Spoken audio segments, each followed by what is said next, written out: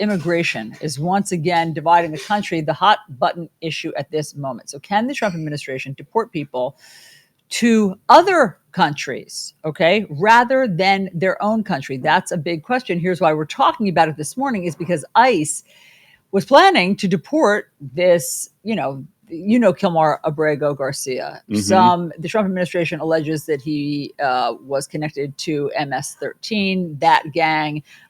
Various courts have looked into it, and police. That has not yet been corroborated. They want to deport him. Remember, he was deported to that very dangerous prison in El Salvador. His home country, yes. Then he was brought back because courts got involved and said that he had been wrongly deported. The Trump administration had to bring him back. He got back and then was virtually immediately arrested again, just days after reuniting his family. And now the Trump administration, as I said, is threatening to deport him to Uganda. Yeah, and there's this whole question of whether you can deport someone to a third country, and the courts are weighing in. They're saying, "Hang on, he's not going anywhere right now." So we're watching this closely. And there's the map for you, in case you're wondering where the heck is Uganda. It's 8,300 miles from El Salvador, his home country. It's on the other side of the world.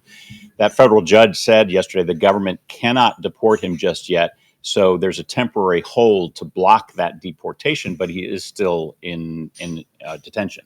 Yeah. It's so confusing. I mean, the Trump administration really has it out for Kilmar Abrego. I mean, you have to wonder, well, we'll ask our guests, is this the best use of ICE and our taxpayer dollars? Why don't we bring in our immigration expert, attorney Deron Smallcomb. Deron, thanks for being here this morning on Connecting America. We really appreciate your insights on these complicated stories. Explain these third country agreements, if you would, where they offer their jails to house these immigrants, and they're being paid to do that by the U.S., correct? Yes, they are in most cases. Third-party agreements is where somebody has been ruled removable from the United States, but they can't be removed to their home country. And this is the case with Abrego Garcia. Some years back, about 6 years ago, he wasn't granted asylum, but he was granted a lower level of protection called withholding of removal.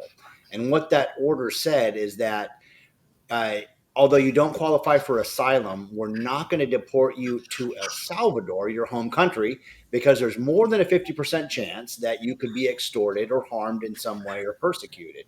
And so there was an order that said anywhere but El Salvador. And usually what that means is that this person is going to remain in the United States during that time, perhaps indefinitely. Now, so Deron, why then are judges refusing to go along with this? What's the hiccup here?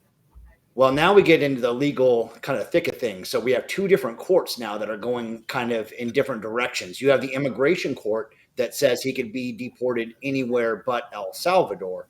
And then you have a different federal court, which has entertained what they call a habeas corpus motion, which is control over the body. Is he being held legally for this deportation? And that's the challenge that's going on right now. Not whether he can be removed, but can he be removed to Uganda? And the courts are going to force a hearing probably on that issue. How common is this? Is there precedent for this? It's very uncommon. And we have to look at the big picture here. You see, 2019 El Salvador versus 2025 El Salvador were a lot different.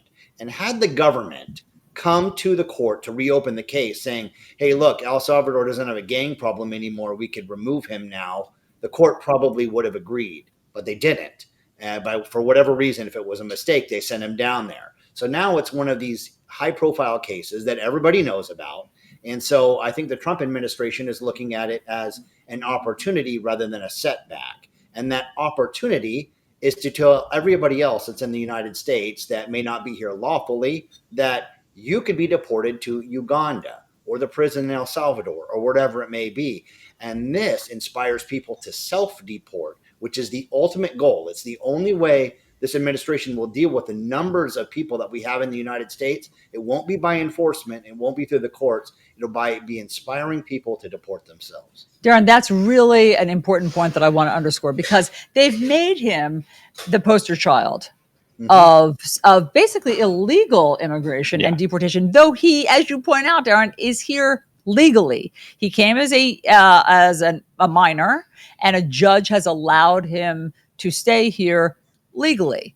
He's not a U.S. citizen, but he is here legally. And so the idea that he is the person that the Trump administration is focusing on and pouring all of these ICE resources and taxpayer dollars into is interesting, other than just a political point that they're making.